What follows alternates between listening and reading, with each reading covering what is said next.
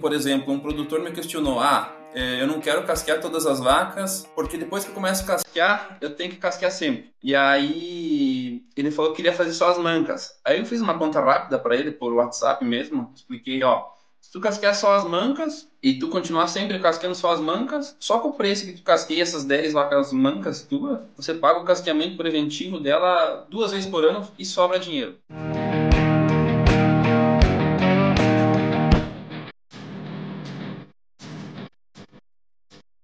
Fala, ouvintes do Mais Rumo Podcast, aqui é o Bruno Emanuel Barreta, sou estudante de Medicina Veterinária aqui do CAV UDESC de Lages, Santa Catarina, e espero que vocês gostem bastante do episódio, como eu gostei de gravar. Não deixem de deixar seus comentários, de interagir e aproveite muito o episódio. Um abraço. No episódio de hoje eu vou conversar com Eduardo Biotto, um amigo aí de longa data, que não foi fácil quase a gente achar uma agenda aqui para gravar, mas tudo deu certo. Eduardo, seja bem-vindo ao Mais Rumo Podcast. Obrigado, Bruno. Satisfação estar aí nesse momento. Que bacana. Biotto, eu gostaria que você falasse um pouco da tua trajetória, de onde você estudou, quais cursos você fez e contasse um pouco para nossa audiência aí do teu background. Então, Bruno, bom dia aos ouvintes da Mais Rooming Podcast. Eu gostaria de agradecer primeiramente o convite, então, né, para estar falando um pouco sobre essa área que é de suma importância, então, na bovinocultura de leite. O meu início nessa área aí começou, então, quando eu saí da faculdade, em 2021. Então, sou bem recém-formado, se for analisar, né, 2 anos apenas de formação. Mas começou no meu estágio aí, comecei a ter interesse por esta área de podologia bovina e graças a Deus hoje estamos aí na atividade com a empresa Biovet Podologia Bovina, no qual eu sou o proprietário.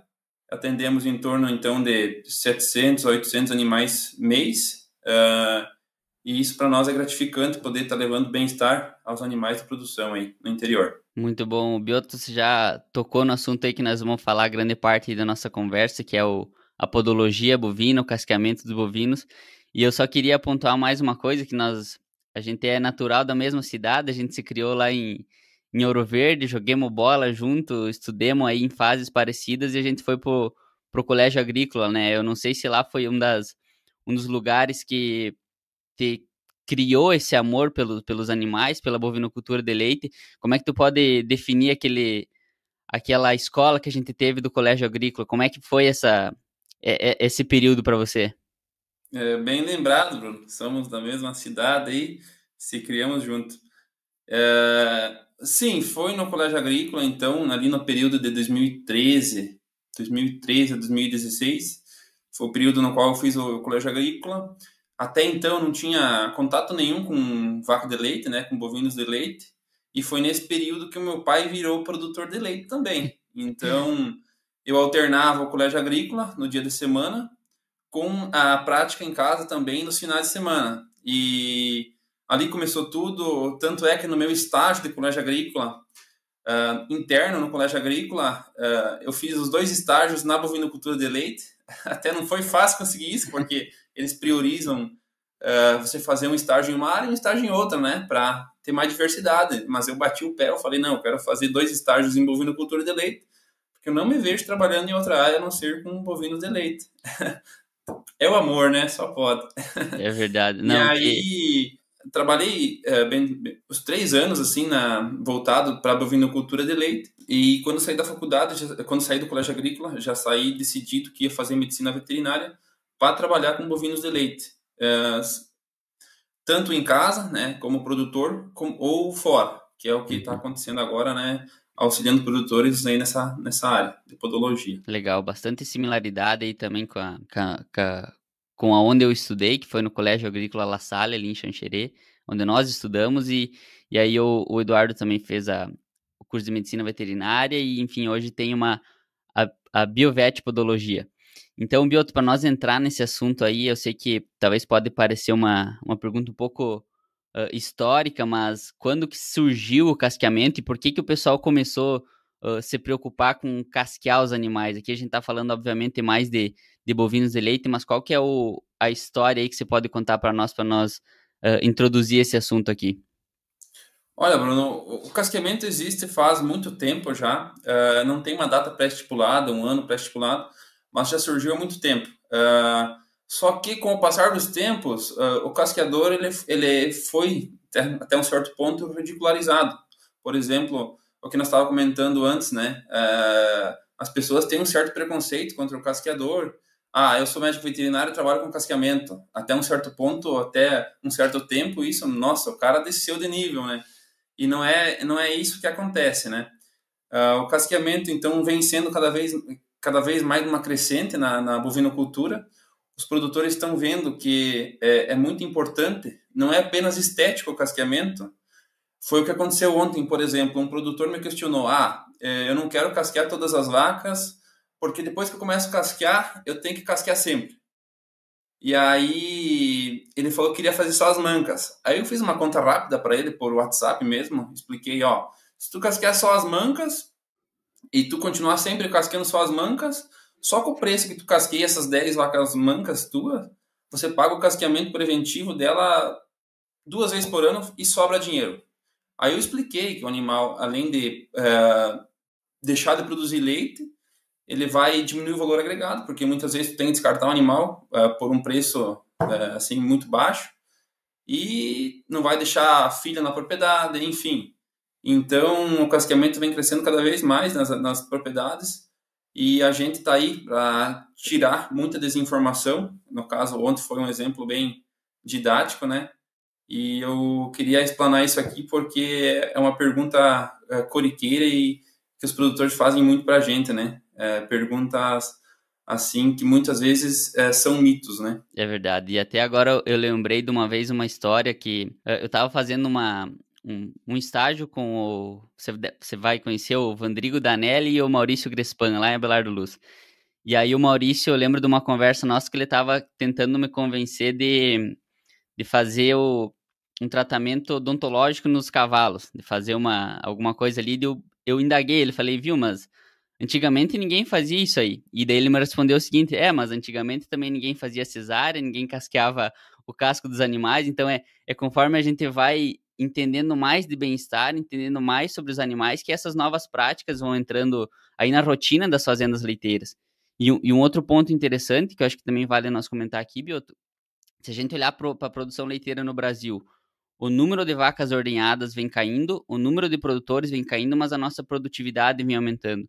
E essa produtividade, às vezes, vem associada com você confinar os animais. E a partir do momento que a gente confina os animais, a estrutura do casco acaba mudando porque você, às vezes, não tem tanto desgaste, ou porque o animal caminha menos, ele tem mais conforto e bem-estar, e o casco continua crescendo, né? Então, se a gente puxar essa parte da anatomia, a gente consegue explicar muito bem por que fazer o casqueamento. Como é que tu também insere essas informações para o produtor? Bruno, muito bem observado. Até eu queria pegar esse gancho que tu falou que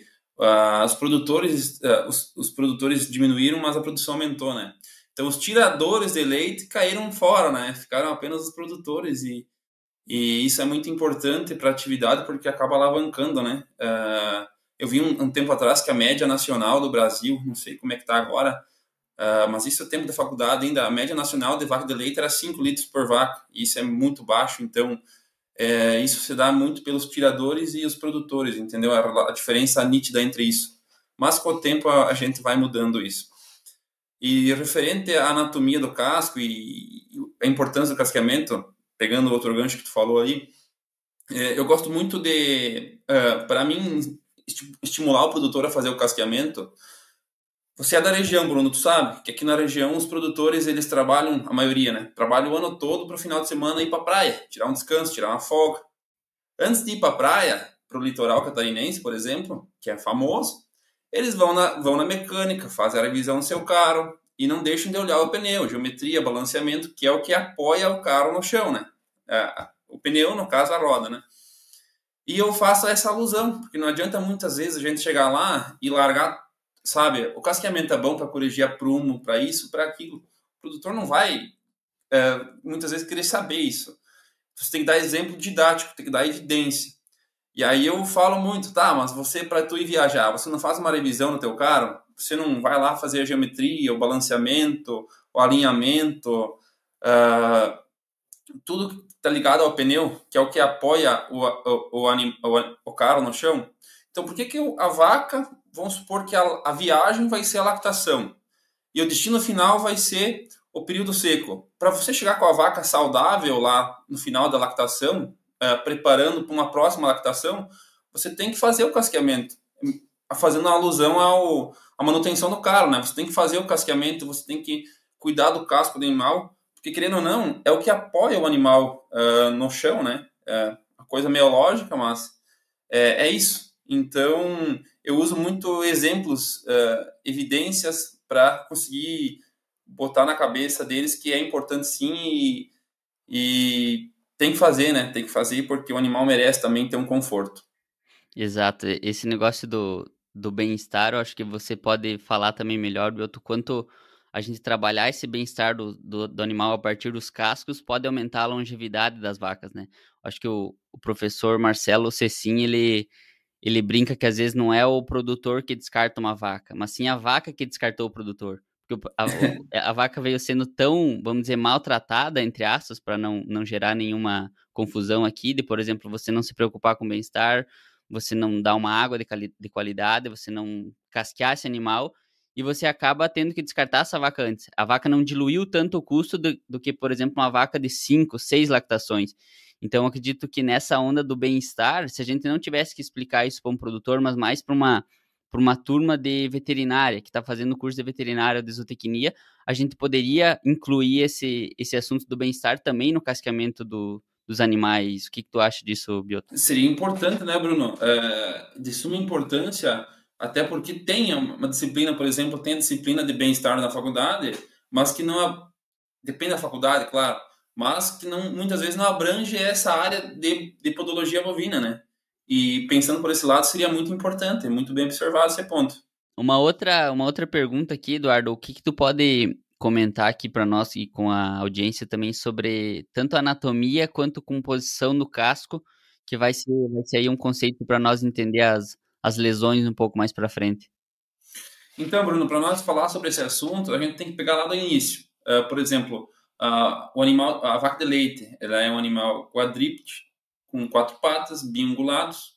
E aí a gente acaba falando sobre casco, né? Mas o nome correto é estojo córneo bovino.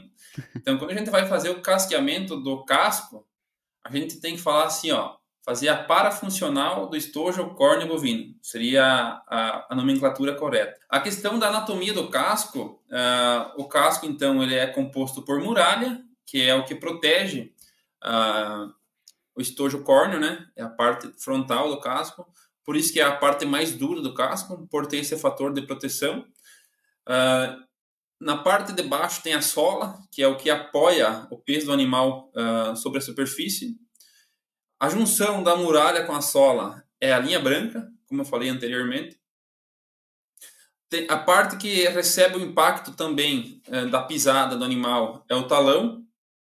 E a muralha, voltando para a muralha, ela é dividida em abaxial e axial. Abaxial é a muralha externa e axial é a muralha interna. A região de casco também temos a pinça, que seria a ponta do casco, e o períplo, que seria a junção da pele com o casco. Falando um pouco sobre composição do casco, Bruno, o casco geralmente ele é composto por queratina, aminoácidos, dentre os aminoácidos a metionina, a histidina, a lisina e a arginina. Além de ter também na sua composição a água, microelementos e macroelementos como o sulfato, o cobre, o zinco, cobalto, selênio, molibdênio e também a gordura. Aí eu te faço uma pergunta, Bruno. Qual que é a importância da gordura na composição do casco? A gordura, talvez ela entre na parte de amortecimento. Correto. Ela entra principalmente na parte de amortecimento, Bruno, e também a gordura auxilia na microcirculação regional. A gordura faz com que o sangue circule corretamente sobre essa circulação pelo fato da gordura ser porosa, né? Em alguns casos. Então, ela auxilia na microcirculação regional e no amortecimento, né?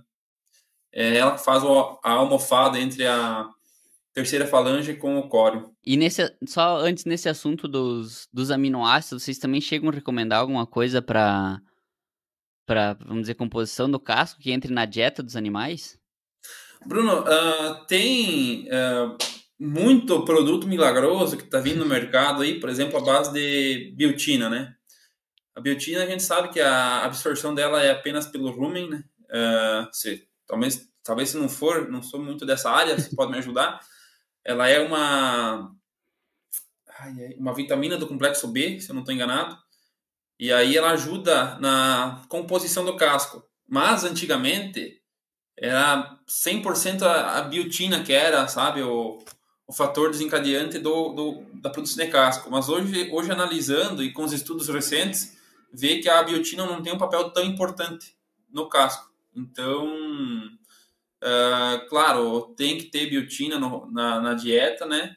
Mas também tem que ter os macro e microelementos que vão ser fundamentais na composição e na dureza do casco, né? E você falou daí da revisão como se fosse um carro, Bioto. Se a gente tivesse que estipular aí nas fazendas leiteiras, qual que seria o melhor momento para fazer o casqueamento? O que que tu recomenda? Olha, Bruno, hoje em dia tem as épocas certas, né? Mas eu vou falar o que é o certo e o que acontece no interior. A melhor época para fazer o casqueamento, então, primeiro momento, seria no período seco, então, o animal recém-secado, né? Seria no final da lactação. Então, o primeiro momento seria na secagem. O segundo momento, o animal que está indo para a secagem, né? Antes da secagem. E o terceiro momento, então, fazer dos 35, o meio da lactação, e dos 35 dias aos 50 dias de lactação. Nesse intervalo, é um intervalo bom para fazer o casqueamento. Os períodos que não podem ser feito o casqueamento, então, seria no período de transição, que seria dos 21 dias antes e 21 dias depois do parto, pelo fato de que vai gerar um estresse para o animal, querendo ou não, gera um pequeno estresse, quebra a rotina do animal, porque é algo que ele recebe muitas vezes, uma vez por ano. Então, por esse estresse, a gente evita fazendo período de transição. E dos 50 dias aos 90 dias pós-parto. Por que nesse período? Porque é nesse período que vai ter o pico de lactação. Então, a gente preconiza por evitar estressar o animal nessa época, para não interferir no pico de lactação desse animal.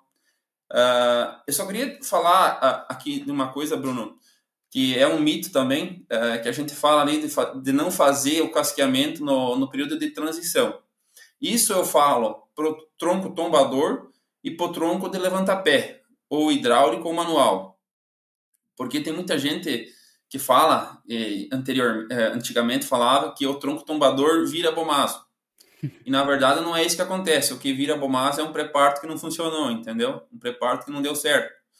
Então, muitas vezes o pessoal acaba difamando o tronco tombador desnecessariamente, né? Então, um pré-parto que deu certo, um pré-parto que funcionou, muitas vezes não vai deixar com que o abomaso desloque, né?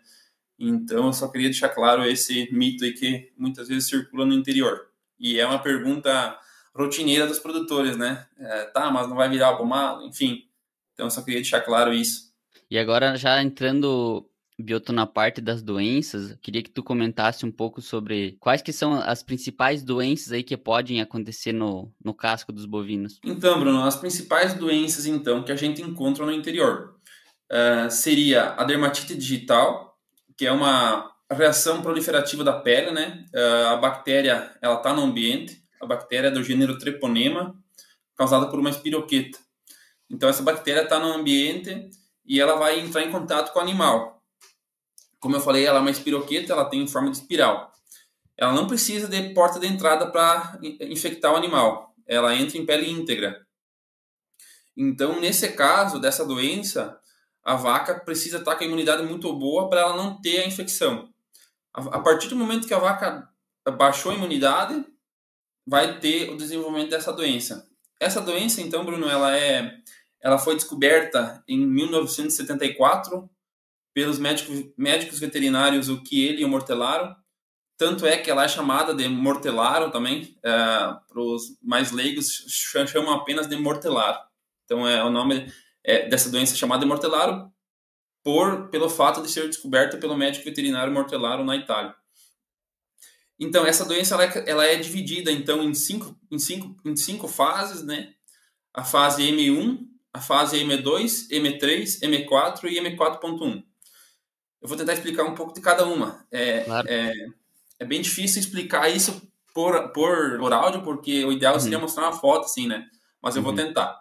A fase M1, então, seria o início da lesão, onde está aparecendo feridas no espaço interdigital, pequenas feridas, com menos de 2 centímetros de tamanho de ferida, né? De lesão. Então, aí seria o começo. E a fase M2, que seria já a doença pré-estabelecida, ou bem estabelecida, onde já tem mais de 2 centímetros de lesão, né? Então, essa geralmente é a que a gente mais encontra, né? E a M1 e a M2, para tu tratar ela, pode ser com aplicação tópica de oxitetraciclina, né? Tanto em pó como em spray, e também com antibiótico terapia, a base de oxitetraciclina também. Vai muito bem para curar essa lesão. Passando então da M2 para a M3. A M3 seria uma hiperqueratinização no espaço interdigital, onde a bactéria, a borda externa vai estar cicatrizada, mas a bactéria vai estar na parte interna. Então você olha para essa lesão, você não diz que ela está com dermatite, mas a bactéria está lá dentro. Então, a partir do momento que a vaca baixar a imunidade, ela vai desenvolver novamente a lesão. Então, a M4, da M3 vai para a M4, então. A M4, ela é a reinfecção dessa doença. Então, o animal está com M3, baixou a imunidade, deu a lesão novamente, foi para M4. Mas é o início de uma lesão, entendeu? Então, vai ter a lesão ali novamente proliferando, vai ter uma casquinha por cima da lesão, você remove essa casquinha, essa película, então tu vai ter uma pequena lesão. E o M4.1, então já é a doença novamente propriamente dita. Então vai ter a lesão, vai ter a reinfecção, o desenvolvimento de novo dessa doença, tomando parte, bem dizer, de todo o espaço interdigital, e pode causar grandes percas ao produtor, né? O problema da dermatite, Bruno, é que ela é altamente proliferativa, como eu falei no início da explicação ali. Então, ela é mais comum acontecer em compost barn, tá, através de cama muito úmida, né? Não é fácil de tu controlar ela, porque muitas vezes o produtor acaba não percebendo que o animal tem essa lesão. Por ser num lugar mais escondido, né, que é no meio, no espaço interdigital, e o animal, ele tem a lesão, mas ele não começa a claudicar na hora, entendeu? Ele vai claudicar por essa lesão daqui 3 meses, 4 meses. Então, quando ele começa a claudicar por dermatite, é sinal que tá crítico o negócio, sabe? Tá bem crítico. É diferente de uma lesão de casco, no casco, entendeu? Que aí o animal vai claudicar na hora, você vai chamar o casqueador na hora, o veterinário na hora, e vai conseguir recuperar, entendeu? Então, essa doença aqui é bem chata, mas o tratamento não é difícil. Antes de ir para a próxima doença, Bioto, eu acho que tu vai lembrar que às vezes o nosso orientador lá do Agrícola, o Matheus de Meda, lembrava bastante a gente o seguinte, que como a vaca é uma presa dentro da natureza, ela sempre tenta esconder as fraquezas, né? Então, para o animal estar claudicando por um problema de casco, geralmente é porque já passou algum tempo, né? Porque daí ela vai estar mostrando essa fraqueza para um predador.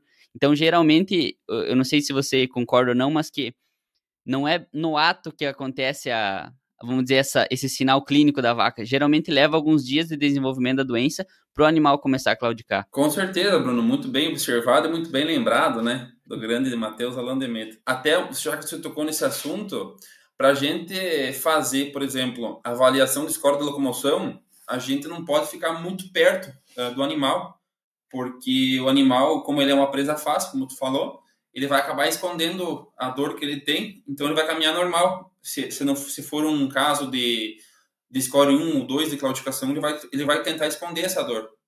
E aí pode ser que, né, dê BO para frente.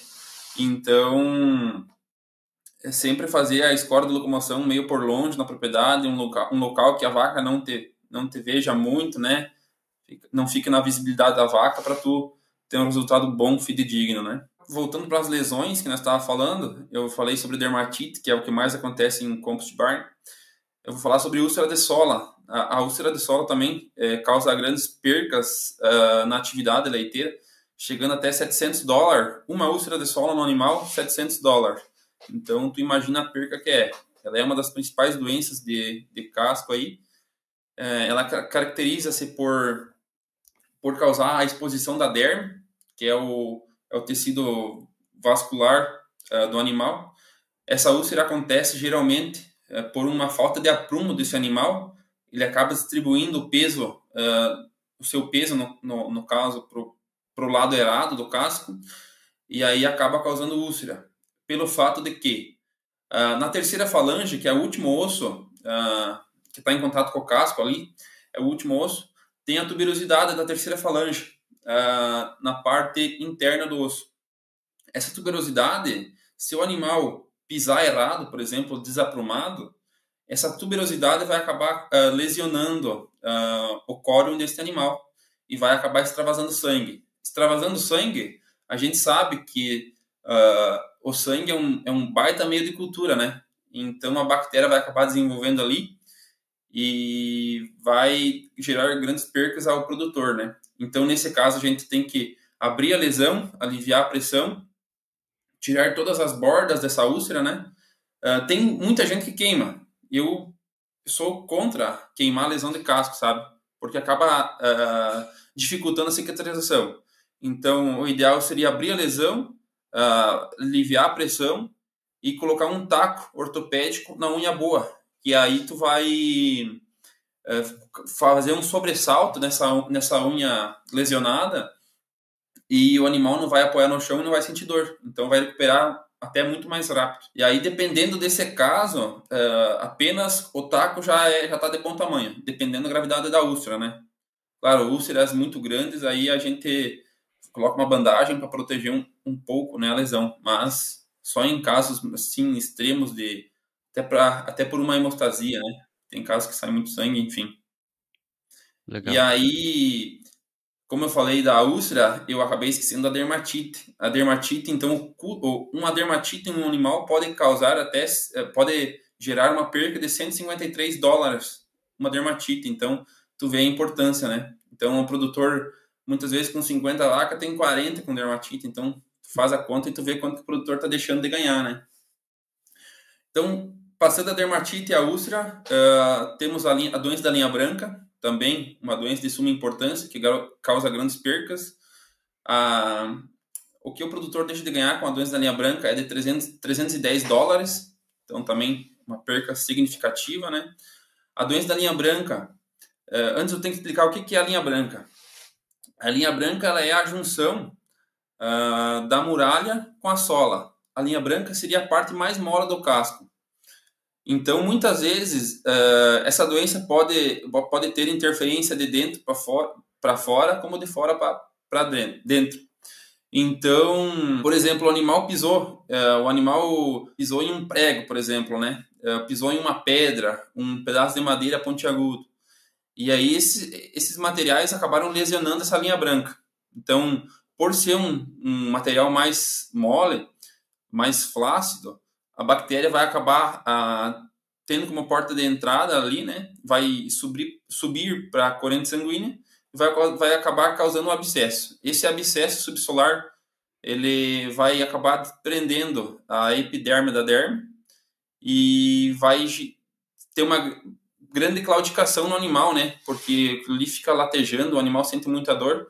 Então, até tu não abrir o espaço interdigital, até tu não abrir essa lesão, no caso, né? Você vai deixar o animal com muita dor. O que acontece, Bruno, muitas vezes, né? O produtor vê o animal mancando e aí, já aconteceu comigo. O produtor vê o animal mancando, vai lá e coloca uma faixa. Não abre lesão, nada, sabe? E aí aquela faixa aperta e não deixa com que esse abscesso geralmente estoure, sabe? Porque o abscesso ele vai estourar geralmente na parte mais mole. Seria, então, lá atrás do talão. Não deixa com que esse abscesso estoure e aí não vai perder a pressão, vai acabar necrosando o casco inteiro do animal. Até teve um caso que aconteceu isso, o produtor enfaixou, eu não consegui ir a tempo, e aí foi quase um caso de amputação, sabe? De tanto que aquele abscesso estava necrosado lá dentro, entendeu? Então, essa seria a doença da linha branca.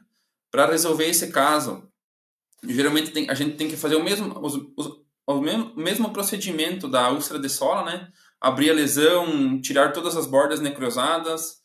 O pessoal fala que tem que abrir lesão, os mais antigos, né? Abrir lesão até sair sangue. Não necessariamente, não necessariamente. Quanto menos tu mexer ali, aprofundar, melhor, né? Mais rápido o processo de cicatrização. Você tem que sempre cuidar o que você está tirando, né? E enfim, então essa doença causa grande perca e para tu curar ela, você tem que, como eu falei, abrir lesão e também colocar um taco ortopédico, né, para o animal livrar a unha que tá com lesão de encostar no chão, né, para cicatrizar mais rápido e ter menos perca, né? E também, nesse caso, em alguns casos, não é necessário bandagem, em outros casos é necessário bandagem. Tudo depende da gravidade, né? Temos também a hiperplasia interdigital, que é uma reação proliferativa da pele ou um acúmulo de gordura. O nome dessa lesão também pode ser chamada de gabar ou tiloma. Então, nesse caso, a gente faz a anestesia, né? Um bloqueio de BIR, anestesia do local, e faz a remoção cirúrgica. Também, em alguns casos, os médicos veterinários acabam cortando e, por não conseguir fazer a bandagem ali, acabam queimando para hemostasia. Mas sou totalmente contra a queimadura, né? Então, eu prefiro que muitas vezes sangre um pouquinho, mas que troca o curativo mais frequente, mas que não agrida muito a pele, né? E de doenças de casco também tem a laminite, como nós estávamos comentando. A laminite também tem um papel importante, mas não é o principal vilão. Para muitos médicos veterinários, as doenças de casco, dermatite, a doença da linha branca, úlcera de sola, tudo é laminite, entendeu? E aí a laminite, na verdade, é quando o animal entra no estado de acidose, né? Uma dieta rica em hidratos de carbono, e aí vai acabar abaixando o pH do rumen e vai acabar causando uma endotoxemia no animal. E essa endotoxemia, o animal vai acabar fazendo uma diminuição na perfusão regional. Então, o casco vai ser mal nutrido e aí vai acabar dando lesões secundárias de casco da laminite.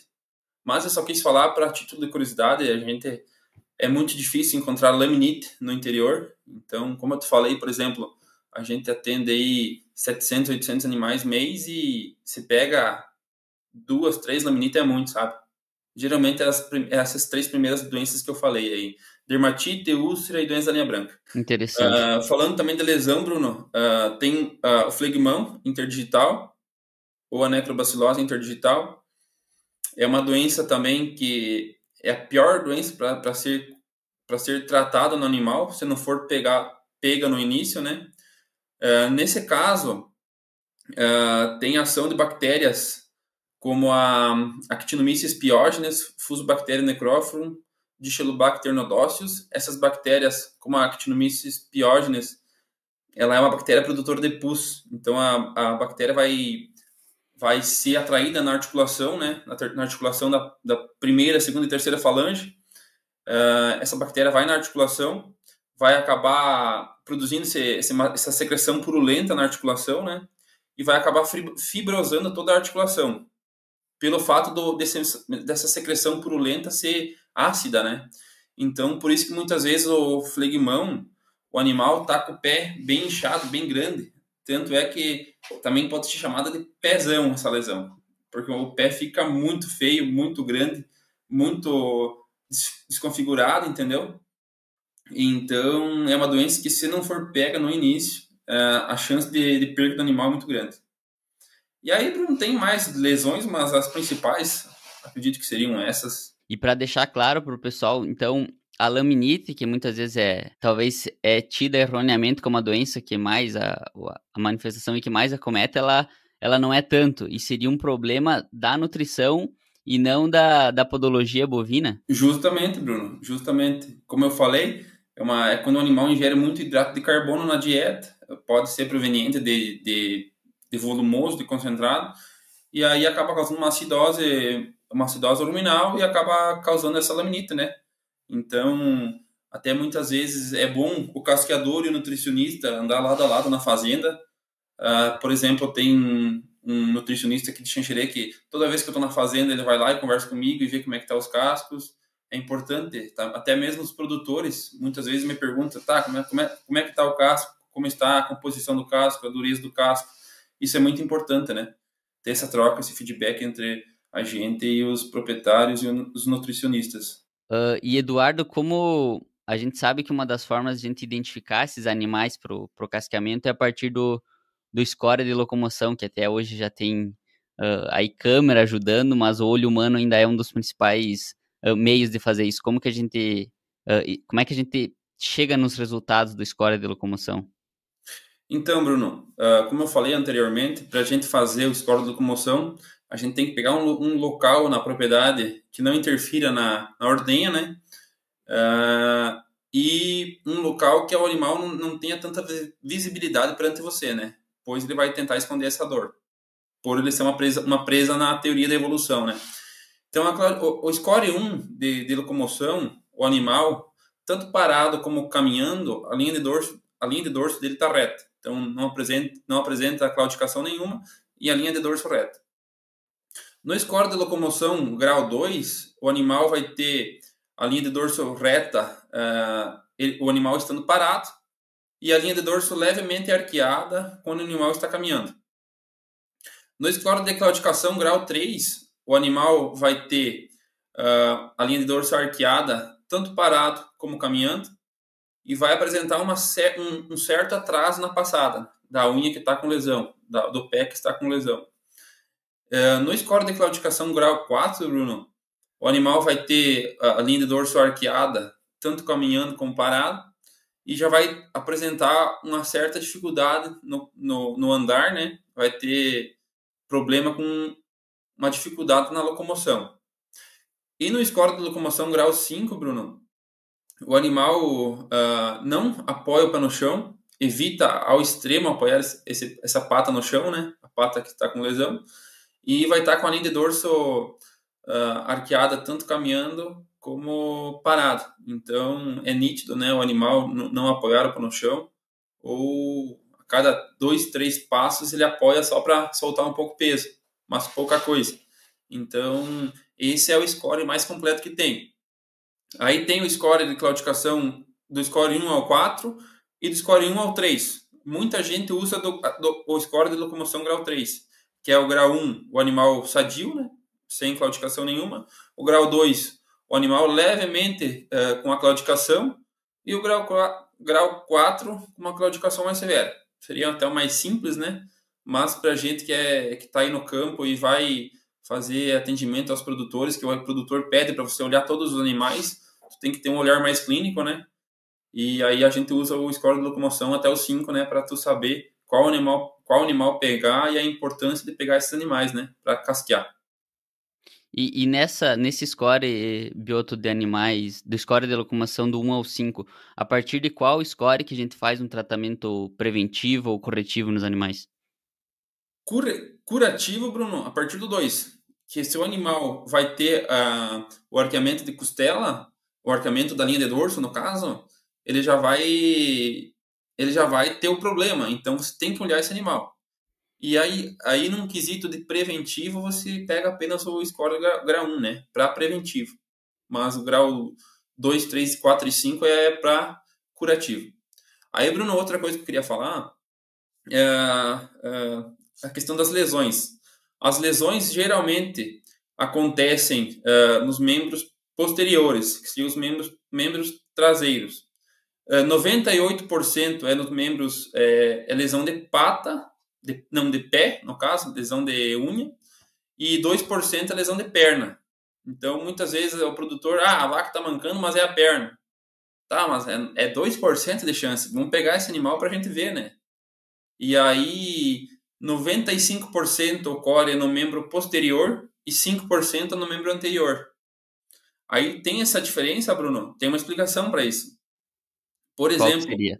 a biomecânica do animal, a rotação de anca, por exemplo. O animal, o membro anterior é apenas para mover o animal, levar o peso, né? Que a parte mais pesada do animal está no membro anterior. Então, esse animal, a parte anterior é apenas para mover o peso, ele faz movimentos retilíneos e apoia. A parte de trás, que é o membro posterior, esse animal vai acabar fazendo toda a tração, e aí ele tem uma rotação de anca de 2,5 cm para cada lado. Então, a unha externa sempre vai ter mais pressão, a unha traseira, no caso, por ser um movimento elíptico do casco, quando o animal pisa, ele larga o peso meio na lateral, assim, sabe? E aí acaba causando mais lesão atrás. Tem um vídeo bem explicativo para isso, muito didático, então eu posso passar para ti, que aí explica bem isso. E, falando dos 95% que ocorre de lesão atrás, no membro posterior, e 5% na frente, que é o membro anterior, tem uma divisão também. O membro, no membro posterior, ocorre mais lesão na unha lateral, que é a unha de fora, e menos lesão na unha medial, que é a unha de dentro. Por exemplo, 95% na unha lateral e 5% na unha medial. Por ter esse movimento elíptico de rotação da unha, né? E o animal joga o peso sempre para a extremidade. Então vai acabar lesionando mais e tendo mais problema de casco. No membro anterior, inverte. A unha que mais tem lesão é a unha medial. E a unha que menos tem lesão é a unha lateral. Pelo peso está centralizado, né? Tem toda a parte external do animal, o sistema cardiovascular ali, mais o peso mais medial, então vai ter mais lesão na parte medial, né? Na unha medial do animal, na parte anterior. E outra coisa agora, Bioto, para nós comentar de como que o produtor pode prevenir o aparecimento de uma série de lesões aí. O que vocês têm indicado? O que tu sabe que funciona? Então, Bruno, para prevenir lesões de casco, tem duas coisas que tem que andar lado a lado. Por exemplo, o casqueamento e o pé de luve. Então, é de suma importância o produtor fazer os dois. Muitas vezes o produtor faz ou um ou outro. E aí é complicado, sabe? Porque o casqueamento não faz milagre e o pé de luva não faz milagre. E os dois juntos também não fazem milagre, mas reduzem um monte as lesões de casco, né? E as infecções de casco. Então, o casqueamento entraria como a abertura, por exemplo, do espaço interdigital. Tu vai vai fazer o sulco do espaço interdigital ali, da sola, e aí você não vai deixar com que ocorra um ambiente anaeróbico. Fazendo essa abertura, vai entrar oxigênio, vai entrando ar, a bactéria de casco, né, que geralmente as bactérias de casco são a Enterobacter nodossus, a Fusobacterium necrophorum, que são bactérias anaeróbicas. Elas desenvolvem muito bem no casco que não é casqueado, pelo fato de que essa sujeira entra ali e não consegue sair, entendeu? No espaço interdigital. Por isso que é importante fazer o preventivo. Mas também não adianta a gente só fazer o preventivo e a bactéria tá em plena proliferação na pista, na cama, e aí o produtor não fazer o pé de luve. Então, por isso que os dois têm que andar lado a lado. Falando um pouco também sobre manejo, Bruno, já que entramos nesse assunto, o recomendado, então, para o compost é bater no mínimo 2 vezes ao dia a cama, né? Tu acaba incorporando o ar na cama. Isso vai ajudar muito, a fermentação vai ajudar muito na redução dessa proliferação de bactéria aí, maléfica para o casco. E também em freestyles, a raspagem do piso, no mínimo 3 vezes ao dia, sabe? Muitas vezes os produtores fazem 1 vez por dia a raspagem, 1 vez por dia a aereação da cama, e isso daí quanto mais fazer, até melhor, entendeu?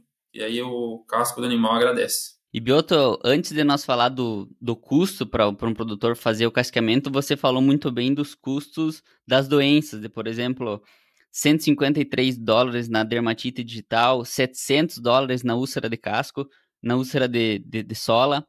E dentro desse custo, o que estaria incluso? É o custo do veterinário? É o custo da vaca não comer? Ou como é que eles chegaram nesses valores? Tu tem uma noção disso? Sim, Bruno. Na verdade, para gerar esse custo, ele é levado em consideração muitas vezes a morte do animal, a diminuição da produção de leite, o leite que é descartado, dias em aberto. Então, é importante a gente observar isso também.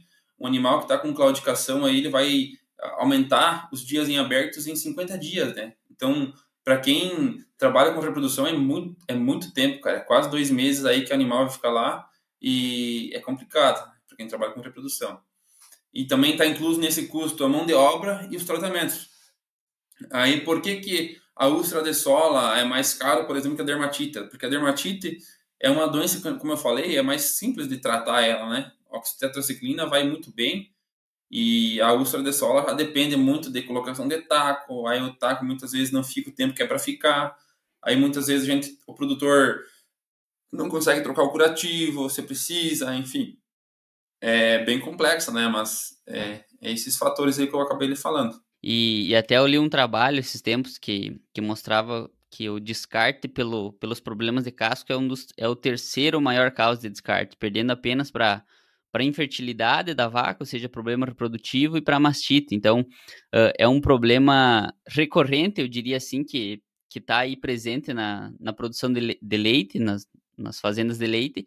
E mais uma curiosidade agora, Beto, tu atende bastante produtores de corte, como é que é a rotina de vocês quanto a produtores de corte? Como é que seria o manejo é o mesmo? As épocas seriam as mesmas? Como é que funciona? Na verdade, a gente tem muito pouco produtor de corte. Por exemplo, 95% produtor de leite e 5% produtor de corte. Tá? A gente atende muitas vezes curativo, tipo animais de corte, geralmente com curativo, sabe? O touro da propriedade mancou, o produtor chama a gente para a gente resolver o problema. Enfim, tivemos um caso semana, não faz um mês já, ali no meio oeste, um produtor que estava ali com um touro de valor estimado de 24, 23 mil reais, e aí o animal mancando e já tinha gastado um horror em antibiótico, anti-inflamatório, não resolvia. A gente foi lá, eu juntamente com o Matheus, a gente colocou um taco, o animal estava com uma úlcera de pinça. Colocou um taco no animal, fez uma bandagem aí, mandou o funcionário tirar em 10 dias, se eu não estou enganado. E o animal hoje está 100%, até o produtor postou um status dele, o animal pastando no pasto, e me agradeceu um monte, agradeceu eu, o Matheus. Então isso não tem preço e é gratificante, né? Mas agora, começa a estação aí, os produtores acabam chamando a gente para melhorar a prumo, então, dos animais para ter uma vida produtiva mais longeva na propriedade, né? Até já que tu tocou no assunto do Matheus N, se depois ele estiver escutando aí, quero mandar um abraço também, que foi meu colega de técnico agrícola e um baita amigo. Bioto, para nós caminhar agora para custos de casqueamento, como é que é o trabalho da Biovet? Eu queria que você falasse, já falou do tamanho da clientela de vocês, mas quais que seriam os custos de um produtor hoje que quer fazer o casqueamento? Bom, Bruno, o custo é relativo, o método de trabalho é relativo, né? Então, a gente trabalha com produtores quinzenais, mensais, semestrais, trimestrais, anuais, né? Então, depende muito da demanda do produtor, enfim. E aí a gente vai adequando conforme tem demanda, conforme é o necessário. Muitas vezes a gente vai no produtor, faz, casqueia todos os animais, volta em 20 dias para fazer uma reavaliação, enfim, é esse método, sabe? Não é algo taxado assim, então a gente vê como fica melhor para a gente, para o produtor e para os animais, né? Sem sombra de dúvida. Questão de valores, Bruno, depende também. Aqui na região, os demais casqueadores, um preço que gira em torno aí entre R$ 40 a R$ 100, depende muito, sabe?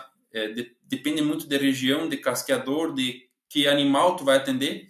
Se é um animal de exposição, se é um animal de produção de leite, se é um animal de um touro de corte, por exemplo, depende muito. Mas aí na região o preço está girando em torno desse que eu te falei aí. Por animal. E por animal e também por diária, depende muito, depende como o produtor acha melhor, se é por animal ou por diária.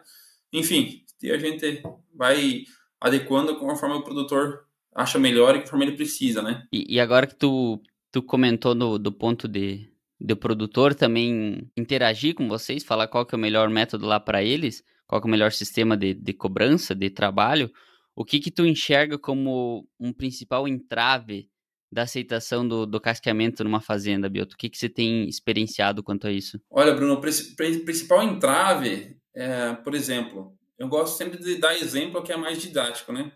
Essa semana a gente estava aqui na região perto de Chavantina, e aí o produtor falou, no final do serviço, falou: ó, Eduardo, eu tinha falado para ti que nós ia casquear 30 animais e acabamos casqueando 53. Eu fiz isso, eu falei de 30 animais porque eu queria conhecer o teu serviço, né? Eu queria ver se era bom ou não. Já tinha boas recomendações, mas eu queria ver com os meus olhos. Até porque, há 5 anos atrás, que ele tinha casqueado, foi uns casqueadores lá e sofreram, não fizeram um serviço bem feito, segundo o que ele me fala.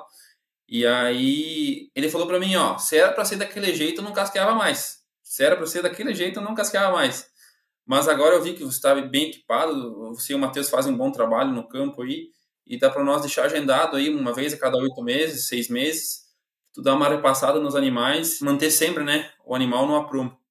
Então a gente tá aí cada vez mais levando bem-estar e tirando esses mitos do interior sobre, muitas vezes, sobre tronco, sobre serviço, enfim, né? Eu gosto sempre de dar exemplo para ficar mais autodidático.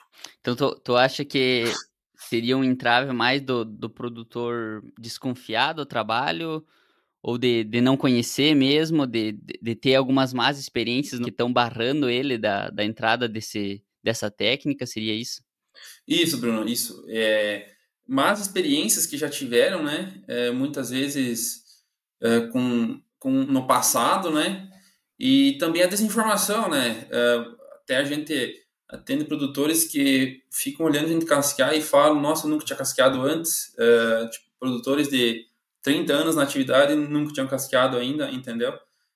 Por falta de oportunidade, por falta de informação, né? Então, até é importante a gente estar fazendo um podcast aqui falando sobre isso. Parabenizo você aí por levar essas informações, né, muitas vezes aos produtores e de uma forma bem didática e bem autoexplicativa, né? Então, por isso que a gente está aí, quando aparece curso, palestra, troca de ideia, troca de informação, a gente está sempre aí no meio para difundir cada vez mais a nossa atividade e a nossa profissão. Tenho certeza, Bioto, que você é uma das pessoas que sempre está buscando aí se manter atualizado e levando essas atualizações aí para o campo. Agora, caminhando, Bioto, para minhas perguntas finais aqui, que é algo não tão relacionado com casqueamento, com anatomia, com fármaco que a gente usa, mas queria saber de você onde que foi seu primeiro estágio, acredito que você já falou, mas o que tu lembra de ter aprendido naquele primeiro estágio que tu fez aí na tua vida? Olha, Bruno, meu primeiro estágio, o estágio obrigatório, né? Foi na empresa AgroSalto, ali na região de sudoeste do Paraná, próximo a Francisco Beltrão. Então ali eu fazia o estágio, eu fiquei trabalhando na empresa que eu fiz o estágio, atendia a parte reprodutiva em algumas propriedades, eu fazia parte de gestão em algumas propriedades, gestão, reprodução, clínica, e surgiu a demanda do casqueamento e foi isso que me lançou, né, nessa área, lá na região. Trabalhei um pouco na região com casqueamento, mas muito pouco, e vi que aqui na nossa região, da nossa região oeste de Santa Catarina, tinha demanda e ficava para mim mais perto de casa, né, mais perto da família, e isso pesou muito para mim voltar. Dentro do meu estágio ali na AgroSalto, eu tive a oportunidade de ir fazer estágio na Melkstead, uma fazenda com aproximadamente 2.000 vacas ou mais, lá em Carambeí. Fiquei 2 semanas lá no intensivão com o casqueador da fazenda. Até eu fiquei famoso lá por ser o único estagiário médico veterinário que foi fazer estágio somente com o casqueador, né? Geralmente os estagiários vão para a fazenda e querem ver transferência de embrião, ver reprodução, clínica, e eu fui apenas para acompanhar o casqueador e me tornar um excelente casqueador. E foi isso que aconteceu, graças a Deus, com o auxílio do Lucas e do Rodrigo, que são os casqueadores da fazenda. o Lucas não mais, agora subiu de cargo lá, mas o Rodrigo tá firme lá, me ajudaram muito, então, nessa profissão linda aí. O que aconteceu no estágio, então, o que me marcou muito, né, que eu levei de aprendizado, que desistir nunca foi uma opção, né? Por exemplo, a gente sai de uma fazenda que as vacas são casqueadas a cada 3 meses, então, mal e mal se dá um retoque no animal, enfim, né, pouca coisa. E aí tu vai a campo, que foi o que aconteceu comigo ali no Paraná. Tu vai a campo, os cascos, sabe, totalmente deformado muitas vezes. Então tu tem um choque no início, mas no começo não foi fácil. Como eu falei, desistir não foi uma opção.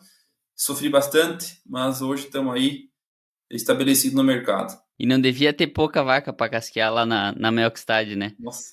Lá, Bruno, para você ter uma ideia, tinha 3 casqueadores naquela época. Eu não estou lembrado bem certos horários, mas era 24 horas. Um Caramba. pegava, por exemplo, das 7 da manhã até as 4 da tarde, outro das 4 da tarde até meia-noite, e aí meia-noite até as 7 da manhã, sabe? Mas eu não acompanhava todos, senão não tinha quem aguentasse. Tá Acompanhava 2 certo. apenas. Legal, bacana demais, Bioto. E a última pergunta aqui, qual que é o livro que você indicaria aí que todas as pessoas lessem? Olha, Bruno, um livro que eu uso muito e que eu gosto muito é o livro chamado Manual da Podologia Bovina, escrita pelo professor Nicoletti, o José Luiz de Mello Nicoletti. É um livro de 120 páginas, um livro muito didático e autoexplicativo, que para quem está iniciando na área aí, se puder ler esse livro e ter um embasamento nessa profissão perante esse livro, vai ter um enorme sucesso aí, porque é um livro muito bem escrito e muito didático, como eu falei. Legal, Bioto. Acho que é uma baita indicação também. Antes de pedir para você deixar uma mensagem final aqui, é só alguns comentários que eu acredito que o trabalho de vocês só tende a crescer. Você tocou várias vezes aqui no ponto de bem-estar animal, ou seja, a gente tá trabalhando com o bem-estar das vacas, com o bem-estar da produção.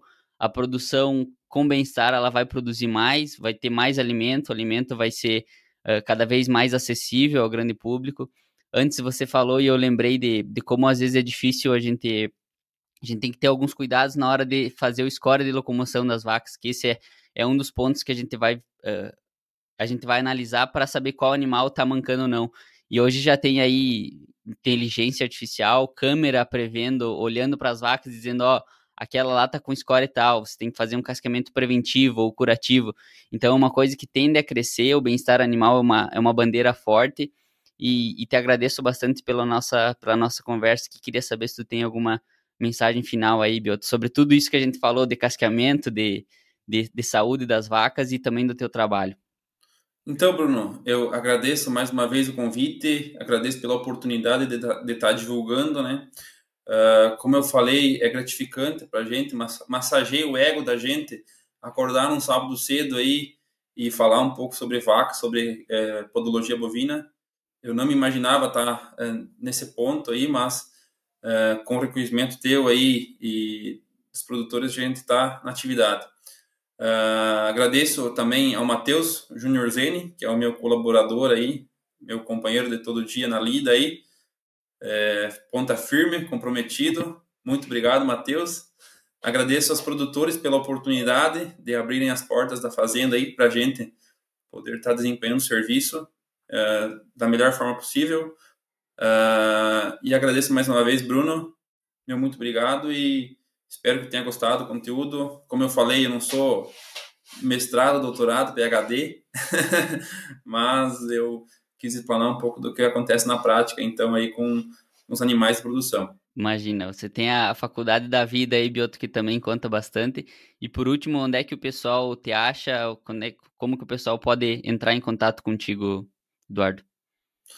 Olha, Bruno, eu sou bem aberto, assim, para perguntas, tanto no Instagram, que tem a Biovet, @biovet.podologia bovina, tem o meu Instagram pessoal, que é @eduardo.bioto, no e-mail, eduardobioto1998@gmail.com. Vou atender da melhor forma possível. Só peço para ter um pouco de compreensão, porque muitas vezes o celular esquenta de mensagem, né? É o produtor chamando, mas enfim, a gente atende da melhor forma possível aí. Bom demais. Finalizamos aqui. Esse foi Eduardo Biotto. Agradeço a todos pela audiência e até o próximo episódio.